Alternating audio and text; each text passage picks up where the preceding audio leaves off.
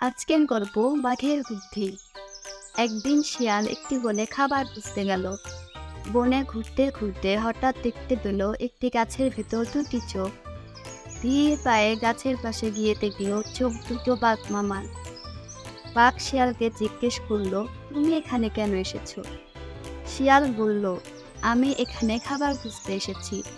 তারপর বাঘ মামা বলল, এখানে তুমি খাবার পাবে না, তোমার জন্য আমার বাসায় খাবার আছে। তুমি কাল সকালে আমার বাসায় এসো। আমার বাসায় একটি দরজা খোলা খাঁচা আছে। তুমি আমাকে না পেলে খাঁচায় গিয়ে বসো। যেই কথা সেই কাজ। মনের আনন্দে শিয়াল পরদিন সকালে পাখির বাসায় গিয়ে কাউকে না দেখে খাঁচায় ঢুকে বসলো। কিছুক্ষণ পরে বাঘ এসে খাঁচার দরজাটি বন্ধ করে দিল।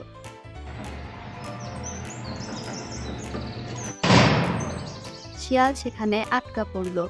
তারপর বাঘ শিয়ালকে মজা করে খেল।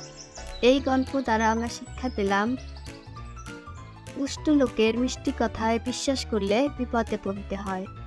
To watch more Fang 59 cartoons, subscribe.